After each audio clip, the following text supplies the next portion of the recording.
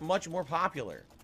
Okay? In the year of 2015, I moved out here to Washington in 2014. And basically what I wanted to do is I kind of wanted to do some different stuff. And I felt that maybe doing a charity stream would have made a lot of sense as a way of giving back, you know, for all the stuff that people would support. I mean, I just moved out here in 2014. I was like, wow, my life is so much better. I should give back if I can. So I was in the planning stages of actually doing a charity stream. I had reached out to a couple different people who, basically at this point, I don't even know if it would matter if I name dropped them anymore. But at this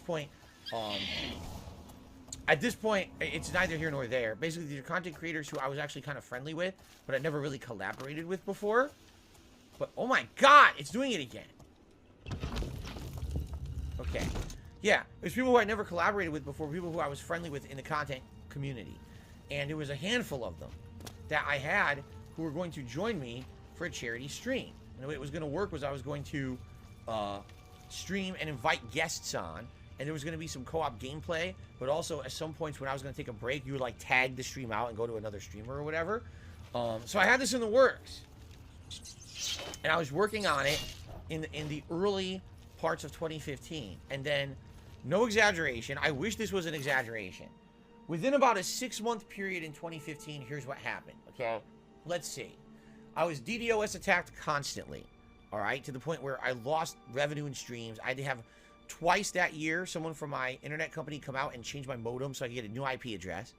I was swatted, all right? Which is not pleasant, you know, life-threatening. The only reason that I feel that it wasn't as bad as it could have been is because I had notified law enforcement the year before when I moved out here that someone might swat me.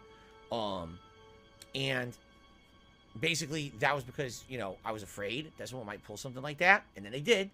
So that happened. Then I was constantly being ridiculed and slandered all over the internet. That was basically the year when This Is How You Don't Play, like, exploded, okay? That year, because it wasn't the Bloodborne playthrough that I was doing that really exploded on the internet when This Is How You Don't Play and shit like that.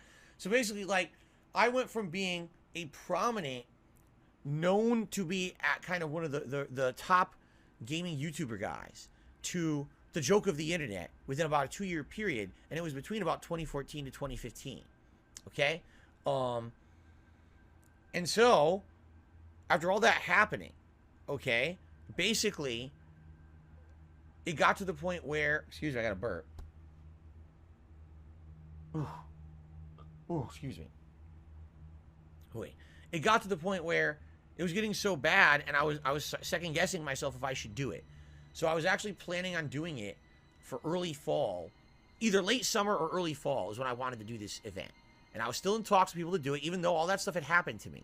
Okay, and then what happened was my channel got hit with all those false copyright strikes, and it destroyed my business because I had so many false copyright strikes. I had to delete a ton of videos. I lost millions and millions of views on this channel, and this channel got thrown out of the YouTube algorithm for gaming. Like, you could never find me on YouTube ever again. I was never in recommended or nothing. Okay, so basically that really, it got to me over the course of that year, all the stuff that happened to me, all the negative stuff.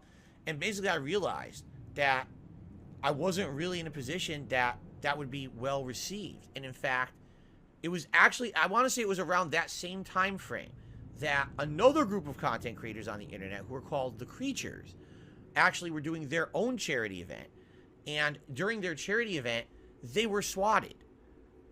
I want you to think about this. They're literally doing a charity event on the internet to raise money for those in need, and someone swatted them. And it shut down their charity event, and it ruined the whole thing. All right? So knowing that I had already been swatted, and I had already had all this negative stuff happen to me, and apparently there was a lot of hatred and vitriol against me on the internet. All right? Basically, I figured that wouldn't make sense anymore. Like, what if I did it and they tried to ruin it? What if I did it and they tried to misrepresent it for what it was going to be? Right? Because there's the thing. People were literally, like, reaching out and trying to make me look like a horrible person at every moment. No matter what I did. It wasn't good enough to even, like, get any kind of positivity. Everyone hated my guts for some reason. I really don't know why particularly it was those years that happened. I really have no idea. Maybe it was because people were so angry that I was able to move out and get a good place to live and stuff. I have no clue. But at that point, I basically realized I wasn't seen in a positive light on the internet anymore. That really, was there a group? Yeah, it was my hardcore fans. They were the ones who still saw me in a positive light. But outside of that, pretty much the majority of the internet started to hate me. And because of that, I was like, why should I be the guy who tries to run a charity event? Like, I should be the last guy involved with the charity event. If anything, it could make the charity look bad. It could, you know what I mean? Like, if people mess around, it could be really bad for everyone involved, including the charity. So, at that point, I decided against it. I said, you know, maybe one day, if things ever die down, all right? Seriously, if things ever die down and change for the better for me, I will do it. And then what ended up happening? Things never changed for the better. Over the years, things just got worse. More people got on the bandwagon. More people jumped on the memes of hate against me, right? It just got worse and worse. So basically what I did, I adopted a policy. And the policy is thus. If I'm going to do any kind of charity, I'm going to do it for myself. Basically what I did is I went back to my Christian roots. I grew up, you may not realize this, I grew up being raised a Roman Catholic, okay? And when I was a Roman Catholic, you know, you know, real deep into that belief system, Roman Catholics believe this. They say, charity is not simply donating or raising funds. Basically, what charity is supposed to be is you do something good, but it's a sacrifice for yourself. And if it's a sacrifice, it means you don't benefit from it. Okay? So, for example, if you're going to do something that's charity, you just do it, you don't tell anyone you're doing it, and then you move on. And it should be something that is a personal sacrifice, whether it's your time, your money, whatever it may be. All right? So true charity would be, you know, I have a day off with nothing to do. I'm just going to go down to the local soup kitchen and I'm going to feed people all day. And yes, that's time that's valuable to me that I could be doing better stuff or doing fun stuff for myself. But instead, I'm going to take that time out and do it. And I'm not going to tell everyone about it and brag about it. I'm just going to do it because I know it's the right thing to do. Period. That's charity. So that's how I've actually treated it since 2015. That year when I saw how everyone on the internet just decided to start hating on me, I was like, well, if they're going to act like that, well, then if I'm going to do charity, I'm just going to do it privately. Because that way, there's no way it can be corrupted. There's no way it can be misconstrued. I'll just do it behind the scenes, and no one will know the wiser. All right? And I have. You know, there's been things I've done, donations and things that I've done. No one knows. And, you know, is it a ginormous Phil raised $50,000? No. We're talking about, you know, donate some clothes here or there, whatever it may be. All right? But it's not here or there. I'm not here to stand here and announce to everyone, here's what I've done every year for charity and blah, blah, blah. Instead, this is how I go about it now. Because this way, it keeps the drama out, and it doesn't allow anyone to spin it into something that it's not supposed to be, right? Because right now, if I were to announce I'm doing a charity stream, literally everyone out there would say, he's just doing it to look good. He's doing it to be, you know what I mean? And the thing that really got me, I will admit this. The Ice Bucket Challenge. Does anyone remember it? Because it's very old now, so you might not remember it. It was something that happened, I want to say, around 2015. I could be wrong. But what happened was there was this viral movement on the internet. You would dump a bucket of ice on your head. And if you did that, you were somehow spreading the word about, what was it? I can't even remember what it was. It was a debilitating disease that was pretty bad, okay? And the thing was, 99% of the people who did the challenge didn't ever talk about the disease. They just did the challenge and it went viral, so you would get viral views and popularity for you doing it. The fucking president of the USA did it. Like, everyone did it at the time. Everyone wanted to be, is it ALS? That's what it was, people are saying, ALS. So everyone wanted to be in on this because they all wanted to be, oh, look what we're doing. We're dumping ice on our head and we're doing a good thing. You didn't do a good thing. You didn't do anything good. All you did was dump ice on your head to be part of a viral movement. The vast majority of people who did it were not doing it for awareness of ALS. They were doing it because they wanted to be part of something popular. That pisses me off.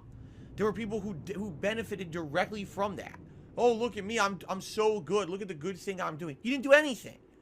You didn't solve the sickness, okay? Now, what ended up happening was some people did make significant donations and contributions, and apparently big research was done, and apparently they made strides towards curing ALS. I don't think it's completely cured, but they did. Apparently, I said that like years later, they were like, by the way, you know, thank goodness, because now things are getting better with the sickness. That's great. But the movement was about getting yourself out there and getting viral popularity and views for you jumping on the same movement, right? And that's what I don't want to do. I don't want to be that, you know? If I was going to do a charity event, it would be because I know I could raise significant amounts of money that I normally wouldn't be able to do for myself. I don't have a lot of money that I could give to charity. But if I did a internet stream where people would donate and raise it to a bucket and that gets donated to charity, you know, that could be a good thing. But sadly, I can't do that. I don't have the ability to do it because haters, shitheads, scumbags, toxic people would always try to ruin it, all right? Also, they would always try to spin it and say, I'm trying to get popularity and kudos or brownie points or whatever by doing it. So in that case, I'm very basically going to say charity will be something private I do behind the scenes. Maybe one day. Who knows? I'm not dead yet. I'm 40. I don't know how long I'll be able to do this. Maybe in another decade, these people will go away. And I'll finally be able to do fun stuff like that, like other people do. And I'll be able to do a good thing. Right now, I know it would not work out with the amount of harassment and stuff that I get on the internet. So this is not even worth it. You know, I would love to do it. I'm not given the opportunity to do stuff like that. Sucks. So I will do charity in private as much as I can to my ability. And we'll see what happens.